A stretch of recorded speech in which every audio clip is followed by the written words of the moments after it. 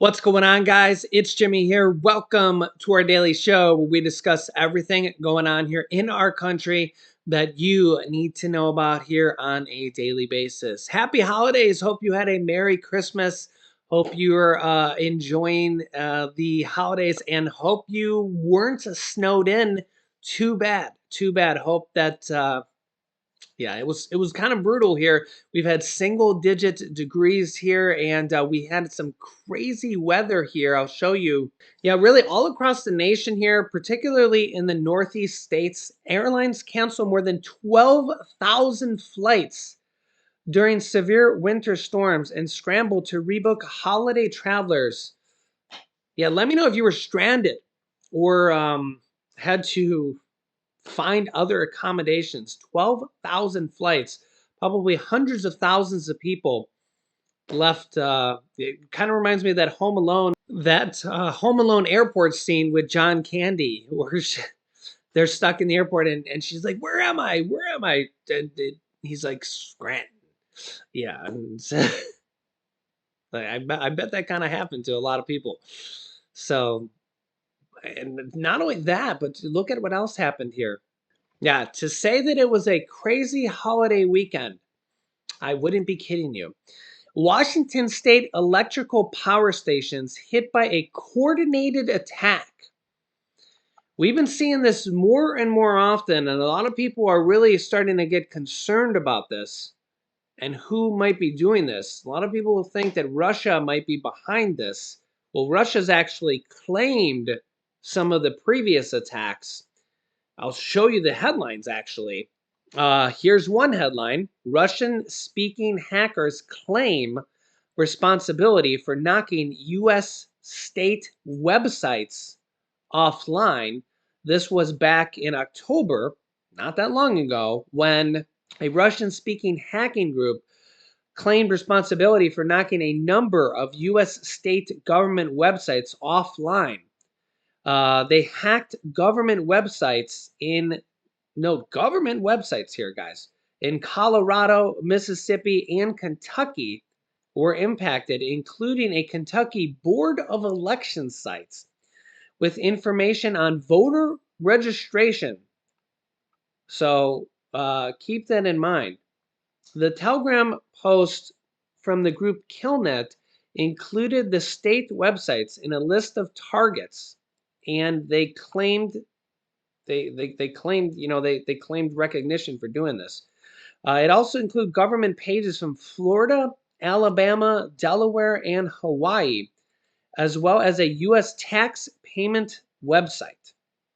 Connecticut sites were also among those disrupted here in October. And it wasn't just that. Also in October, pro-Russian hackers claim responsibility for knocking U.S. airport websites offline, which, who knows what data, what information they got there. Who knows if this could have affected the terminals, if this could have affected, the people working at the airport traffic controllers. I mean, who knows what information they were trying to get or what type of disruptions they were trying to cause. I mean, you guys can let me know your thoughts on this. Also, remember earlier this year, July 2022, top Russian lawmakers threatened that Russia may reclaim Alaska. All this happening this year. Don't forget the multiple times that Russia and Putin directly threatened the United States with nuclear weapons. So just for anybody, just as a reminder here that Russia is not our friends. but yeah, here Washington state authorities said that several electrical power stations were victims of a coordinated attack on Christmas. In a news release, the Pierce County Sheriff's Department said its deputies were notified in the early morning of 3 reported robberies on Sunday at 2 Tacoma Public Utilities substations and a Puget Sound Energy substations.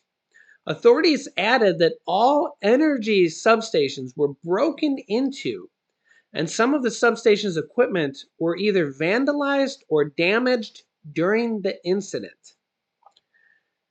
They said that at least 14,000 customers saw their power cut off during the coordinated attack. They said at this time, deputies are conducting the initial investigation. We do not have any suspects in custody. It is unknown if there's any motives or if this was a coordinated attack on the power systems. The sheriff's deputy also said the deputies received a call about a fire happening at another PSE substation. The fire erupted after suspects gained access through the fenced area and vandalized another station's equipment on Christmas. PSE employees and local firefighters reported to the scene to extinguish the fire and restore power in the residential homes. They said, quote, "This is the fourth incident at power substations in South Pierce County on Christmas Day. All law enforcement agencies in the county have been notified of the incidents and will be monitoring power substations in the area. At this time, power has been restored to most of the affected homes." Similar coordinated attacks had happened in Moore County, North Carolina last month, resulting in nearly 40,000 residents losing power for 2 days. That was caused by gunfire. FBI has already launched a probe into the case. So, you guys can let me know your thoughts on this, but I don't know. Some of this stuff is people on the ground here in the US. Doesn't necessarily mean they're US residents. Maybe, maybe not. Some of this has been claimed by Russian hackers. They have, claimed that they have done it and claimed the, authority or the success for doing it. Yeah, so uh, I don't know what to think. The one thing for sure is that we do need to beef up our security on all of these government systems, power systems. It's kind of like a cyber warfare system incidents. It's just like, why would you want to cut power to people on Christmas Day? Like, what's the just to cause people pain and suffering? In the cold, just like civilians. It's it's amazing the cruelty that people will go through or go to. It's just, at a loss for words. Also, if that wasn't crazy enough for the holiday weekend, you can see this here next. Migrants dropped off at Vice President Kamala Harris's home on Christmas Eve. Let me know your thoughts on this in the comments. Here's the details. More migrants from the southern border arrived on buses outside of Vice President Kamala Harris's home in Washington, D.C. on Christmas Eve during freezing temperatures, various media outlets reported. It was probably near zero, and I know here in Ohio we had negative 30-degree wind chills. So Washington, D.C. was probably pretty similar.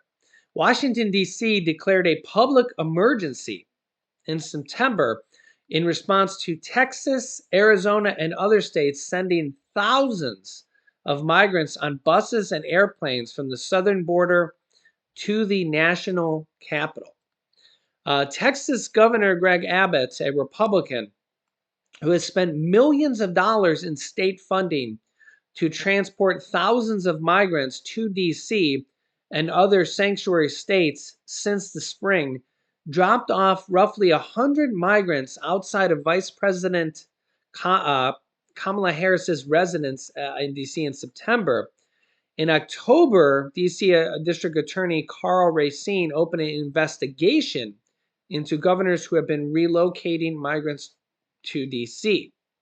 While it is unclear who sent the buses on Saturday night, organizers at the Migrant Solidarity Mutual Aid Network think that Governor Greg Abbott is behind it. Many migrants were wearing only t-shirts in the freezing weather and were later given blankets before being moved to shelters and churches. The migrants are at risk of being expelled under Title 42, which was just extended by the Supreme Court temporarily, or could be placed into removal proceedings, the Department of Homeland Security said in a statement on Saturday. As temperatures remain dangerously low all along the border, no one should put their lives in the hands of smugglers or risk life and limb attempting to cross only to be returned, DHS said. Wow, what a story. Let me know your thoughts here. All this happening on, Christmas and Christmas weekend. You can't make this stuff up. Yeah, so let me know your thoughts here. This dog gets into this golf cart and he drives it and crashes it into this guy's car and then gets out and is like, yeah, I did that. Yeah. So let me know your thoughts here in the comments. Do you have a dog? Do you have a dog like that or a cat like that? Sometimes you get those cats that just kind of knock things off the table and then like look at you. Yeah. Pets are absolutely just crazy here. Yeah, so let me know your thoughts here in the comments. Let me know how your holiday was. Did you do anything special? Did you have any interesting stories like that? Let me know in the comment section. I love reading comments like that. I know our viewers do too. We had some interest a few days ago. We did a I asked a question like that, and where there was a lot of what was your most interesting holiday story, and we had a lot of very interesting videos or a lot of very interesting comments of people that had interesting holiday stories here over the years. It was a really good one here. So let me know your thoughts here in the comments, and I'll keep you up to date here. Make sure to subscribe down below if you haven't yet. It's completely free to do so you don't miss out on our new videos that come out here every day at 10 a.m., 3 p.m., and 8 p.m. Eastern Standard Time. And thanks for liking and sharing these videos. Here's my most recent video I just did with my wife here on the channel. That was a really good video here as well, our holiday special. So click on that video next. Thanks for watching, guys, and I will see you in the next video.